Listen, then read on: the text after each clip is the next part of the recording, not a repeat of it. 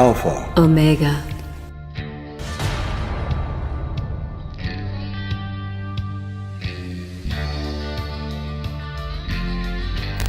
Mark says, I studied Qigong, Feng Shui, and Chinese herbs. I bought the Golden Dawn book a few weeks ago, and it is huge. What would be a good place to start since I'm trying to cram all these studies and work at a full-time job? Okay, that's really easy in your case, Mark. Okay. Okay, you say you study Qigong, Feng Shui, and Chinese herbs. Do you practice Qigong? Because Qigong will serve you in very good stead in your magical practice. Qigong and Feng Shui come from ancient Taoism in China. In fact, the Taoist tradition, the ancient Taoist tradition, has some very interesting similarities with the Western Hermetic tradition. The most important difference being ours has not been persecuted the way the Taoist tradition has been persecuted in China. These days, belonging to Falun Gong or having to do with the, working with the Qi energy can land you in prison in China. Yes. Whereas here in the West, no. So we've been very, very fortunate in that magic is not forbidden, and working with the Lux energy, the God Force energy, is not forbidden here. We're really, really very lucky.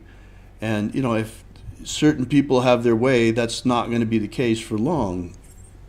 There are people that want to not only form a one-world government, they want to eliminate religion entirely.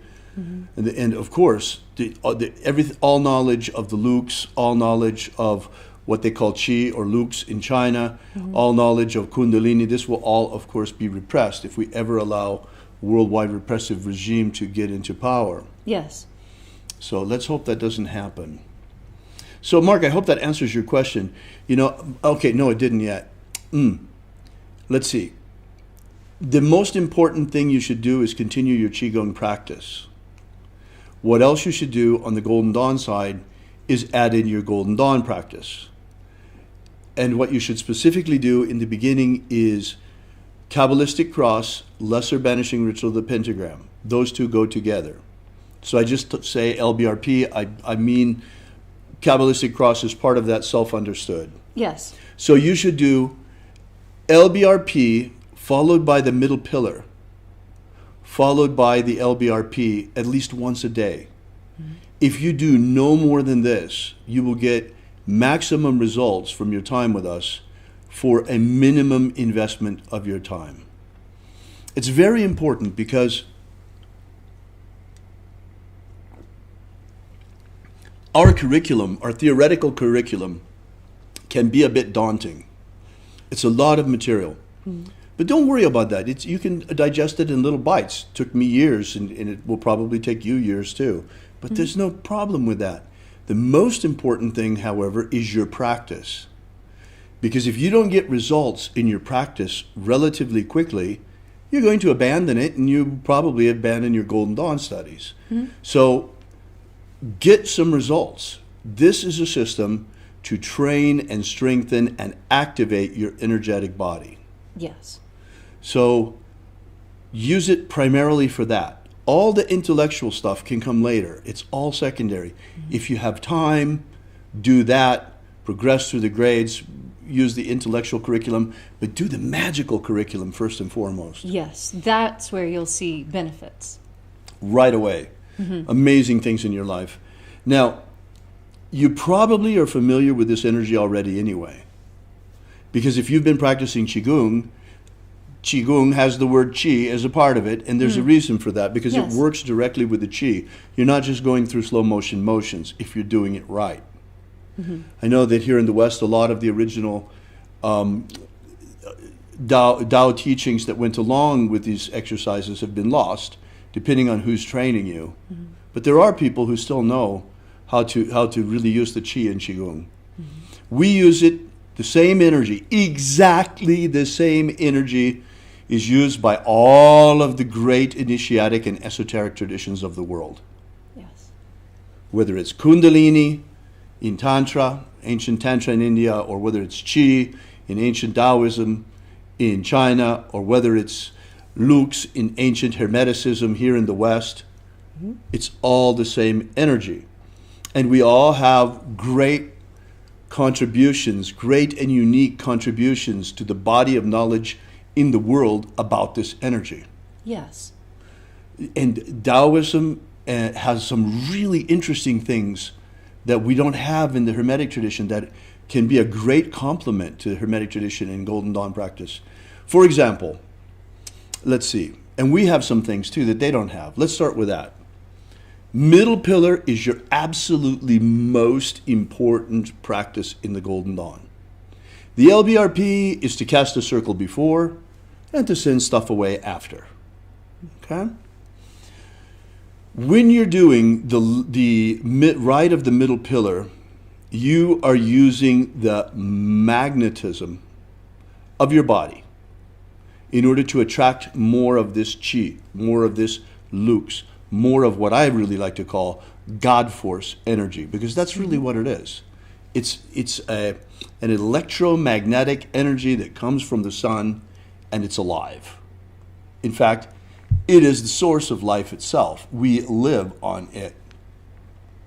So your question is a really good one. Work with the chi. Continue to work with the chi, Mark, and not only work with the chi, work with it from the Lux perspective as well. Because you're actually working, let me explain this to you, Mark, from a Taoist perspective.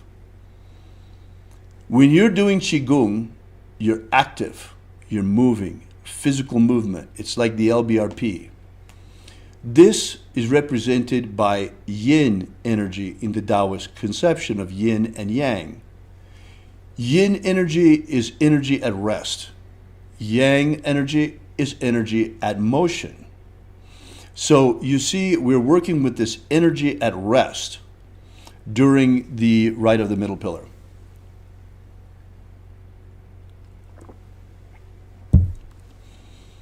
In the universe, in science, we see these things rather than as yin and yang.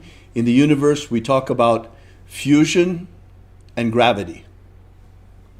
Gravity being the magnetic force that holds the planets together and holds the planets in their rotation around rotation around the sun, and fusion being the force that fuels the stars and fuels the galaxies.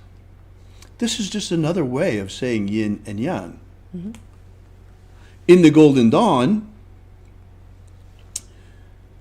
we represent these things on the glyph of the Kabbalistic tree of life.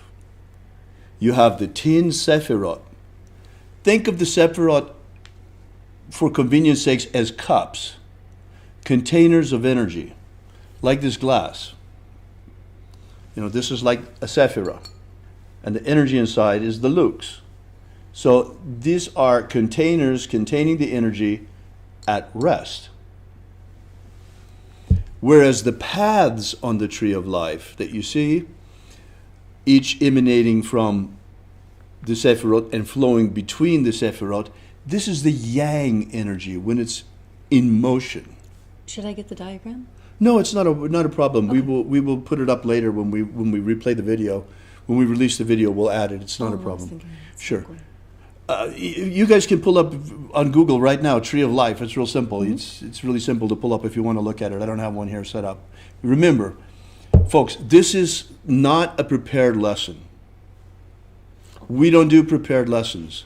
We do teleprompter free. Okay, you really want to go get it? Go get it. It's so nice. Okay. Yes. I haven't seen it yet. Oh, you're right. I see what you mean. Okay, yeah. I know. We were getting ready to do 5 = 6 initiations last week, and we were getting some things out of storage and things. We initiated a whole crew of adepts, and one of the things that we found was something from my very, very early years of magic, when I was creating incredible things to prove to myself that magic is real. And this was so beautiful when I found it. I really wanted to show it to everyone. Here, we'll stand there this way. Isn't this gorgeous? Isn't it beautiful? I was telling Leslie, there's a stain here. I used to use it as an altar cloth. There's a stain here and there.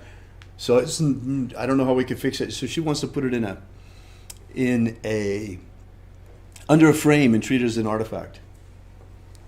Of course. Anyway, so that's the tree of life. And that's the symbolism of the energy at rest and energy in motion explained from the point of view of the Hermetic tradition. Mm-hmm. Whereas the Taoist tradition explains these things with a different symbolism as the two forces, masculine and feminine, yin and yang, science as fusion and gravity. But it's really all the same energy. And if you really want to get down to it, it is all ones and zeros. Don't be alarmed. Right. 1 and 0.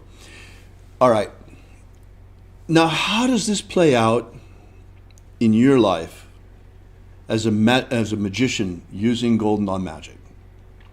Okay, you're doing middle pillar. Mm-hmm.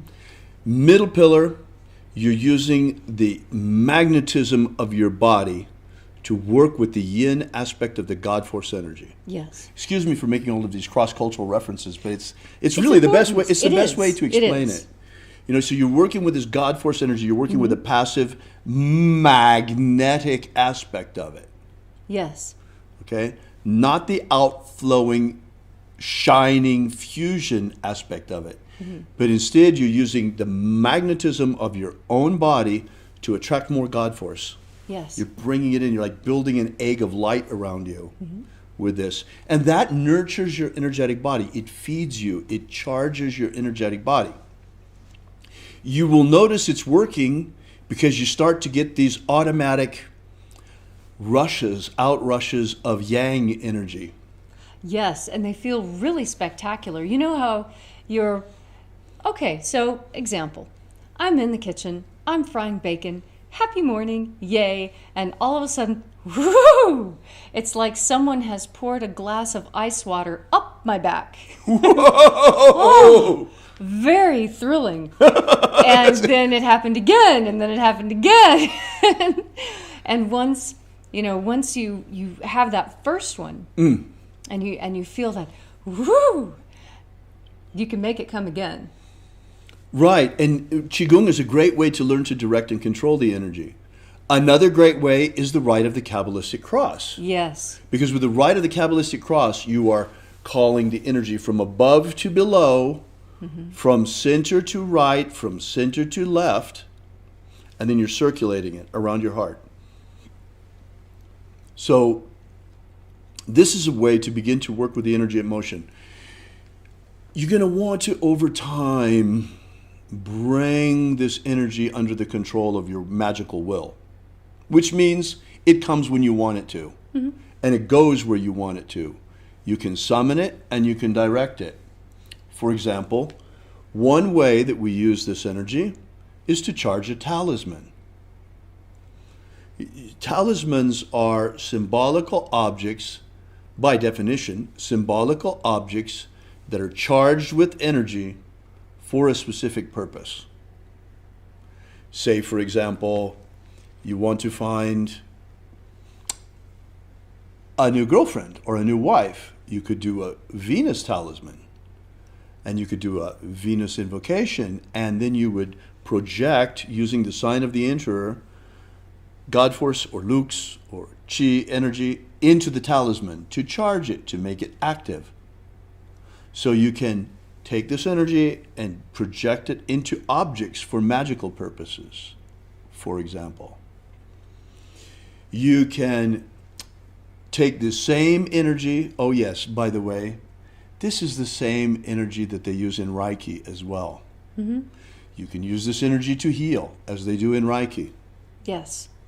You can use this energy, well, what most of us do, to be more alive. I want to come back a little bit to the Taoist tradition, because we were talking about some of the things, the contributions that we have here in the West to what might be the perennial initiatic tradition. But there are some really, really interesting things that come out of the East, and especially out of Taoism.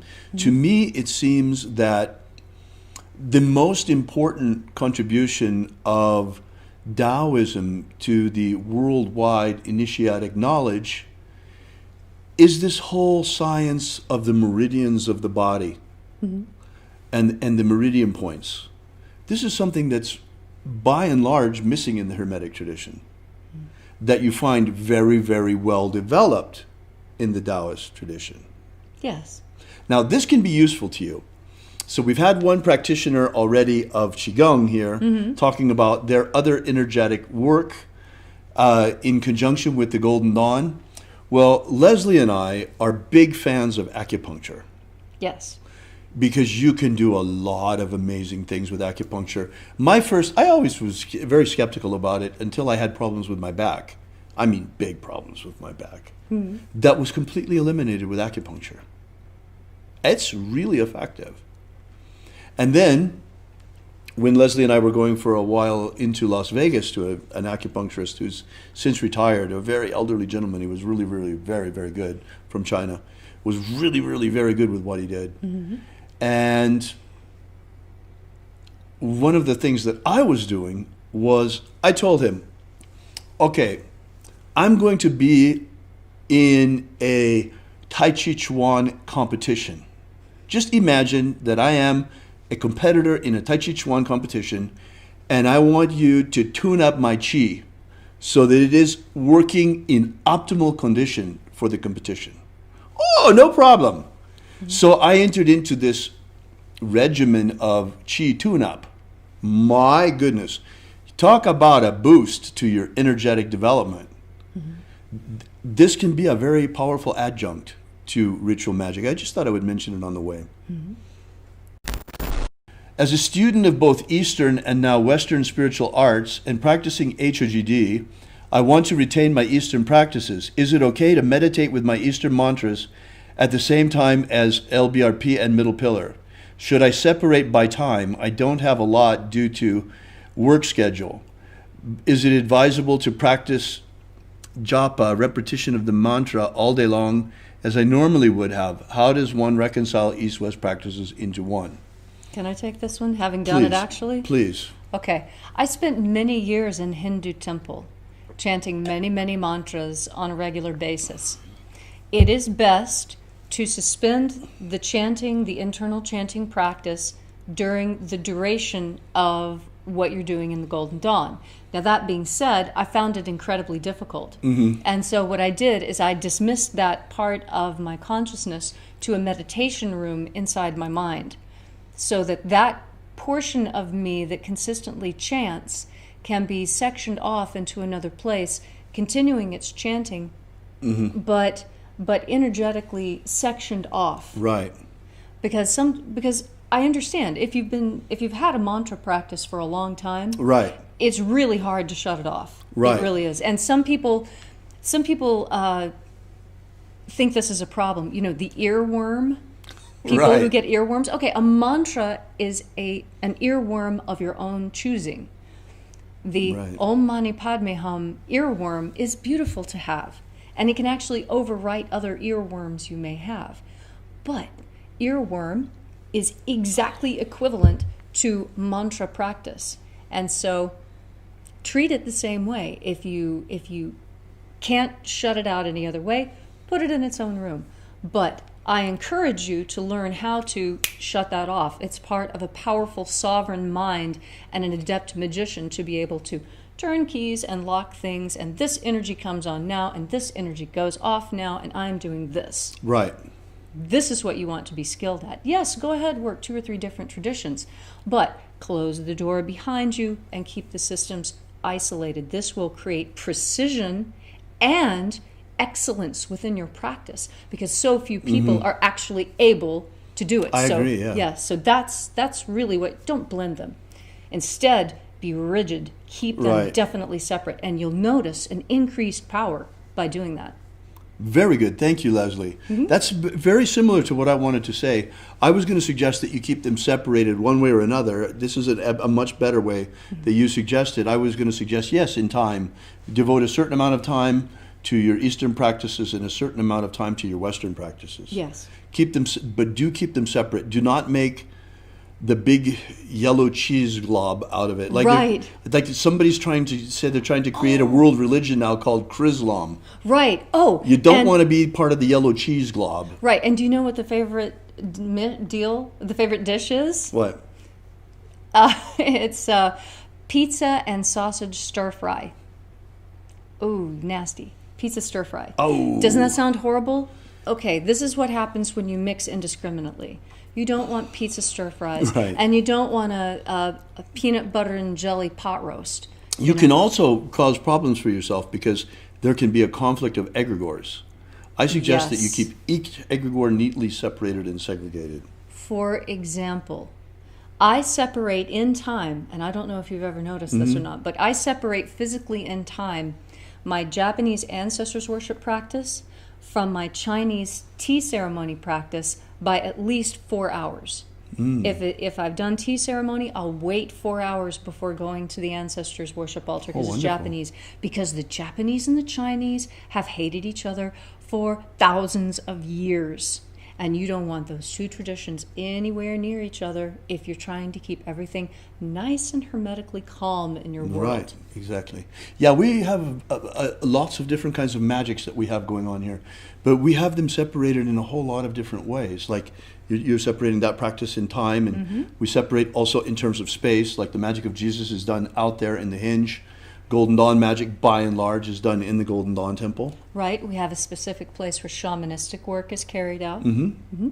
Yes, it's So- very carefully compartmentalized here. Compartmentalized. So, Mark, you're going to need to, yes, you can do that, no problem.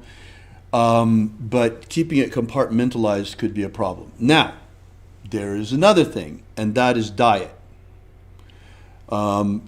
Eastern practices frequently require vegetarianism. Right. That doesn't really work for Western people. We here in the West, we try to keep our caloric intake so that we're balancing for the seasons with more really rich foods in the winter and more Wet and crispy. yeah in the summertime. So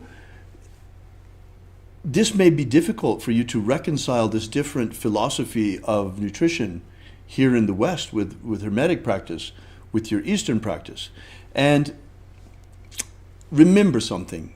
If you're practicing an Eastern practice, you're always a Westerner. First and foremost. That's why I always try to tell people, look, the advantage to working with the Golden Dawn is if you're from the West, this is your own psychic system. You're predisposed to understand Right. it. It's your symbolical language of this truth. And trying to rob foreign temples, for lack of a better word, is Right. never a good idea. Right. So it's better if you can work within the egregore of your own culture and preserve these traditions and work these traditions. But then again, you don't want to throw the baby out with the bathwater. Leslie and I are certainly not opposed to going for acupuncture sessions. No, and I love my Asian traditions that I picked up when I was in Okinawa. And I would encourage you, Mark, to look at Okinawan dietary habits if you're trying to reconcile Eastern and Western practice. Because what I liked best about living in Okinawa, do you know what they eat the most of? What? Greens and fried pork. Except they Wow. put it on rice instead of fried potatoes. Oh, my It was an goodness. easy switch. Oh, wow. But tell them what they told you in the Hindu temple about your adventure in vegetarianism. Right. My guru, he was very good to me, Guru Paranjotiyar. And he said, he came up to me one day and he said, "You are not looking well."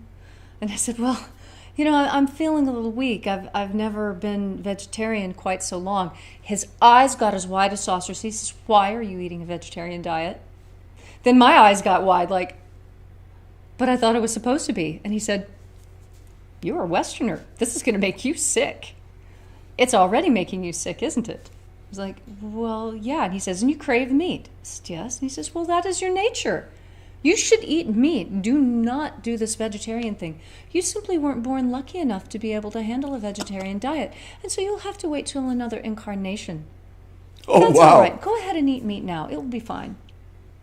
Well, And that's so- one way of looking at it. And so it was kind of a thing. But in fact, he was being honest with me. And he was telling me something that nobody else really had the nerve to. And he was saying, "Hey, you, Western lady, What are you doing in our temple? You're not one of us. Try again next time, but for now, you are not in the kind of body that can handle a vegetarian diet. So please, do not hurt yourself. Wow. And that's how I continued. I would eat the vegetarian food there, and then as soon as I left the temple, I'd head home for a steak, because this is what I need. I am a very, very Western person. And the more I studied the Eastern ways, the more I realized that I was just ignoring my own home. And the way of Hermeticism is the way of balance. We try to have balance in all things. Yes. And so we're not strictly vegetarian, but we don't necessarily eat meat all year round either. Right. So it's a middle way. Right. It's the way of temperance. It's the way of a little bit is good. Well, the way we used to say it in my family is, enough is enough, and too much is nasty. Oh, wow. The Illuminati have cast a powerful spell on the peoples of the earth. And while many still sleepwalk like zombies in a trance, they have prepared everything nearly to enslave humanity under a new world empire. The of our hearts, the power of our magic, and the strength of our numbers, we still can break the spell put on our people.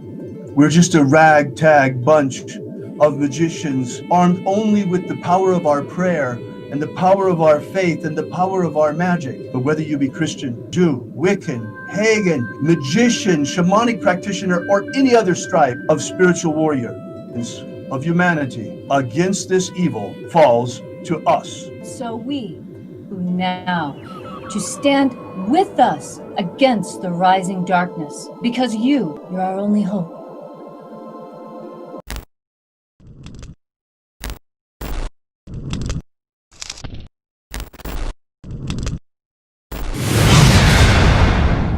Have you ever wanted to gain real magical abilities so you can become the master of your destiny? Do you wish you could get the ancient secret key for free so you can build the life of your dreams? If you've wanted more out of life, to become all that you can be, physically, romantically, financially, spiritually, then you need to take action and get this right now. That's right, and for free, but it won't be available for much longer. So go right now to thescienceofmiracles.com and get started. Achieve the prosperous life you want for yourself. Gain ultimate life mastery. Are you familiar with the Rosicrucian with what's his name? He's popular in the States. He's the president or the Emperor. Imperator. The president. Emperor. Imperator. From the Golden Dawn. What's his name? Oh. David Griffin holds this position as Emperor. Imperator. David Griffin. David Griffin. David Griffin. David Griffin. David Griffin. Have David Griffin. I saw an email yesterday that he sent out about, there's a magical war going on. The Mage War. Demons of the infernal realm. I'm all of them. There is really a magical war going on. The Mage War. There is a guy called David Griffin who is heading all these magicians. David Griffin is S.L. McGregor Mather's present successor. David Griffin. David Griffin. David Griffin. David Griffin. I'm Golden Dawn Imperator David Griffin. David Griffin. David Griffin. David Griffin. David Griffin. And David Griffin. There's a magical war going on. So there is really a magical war going on.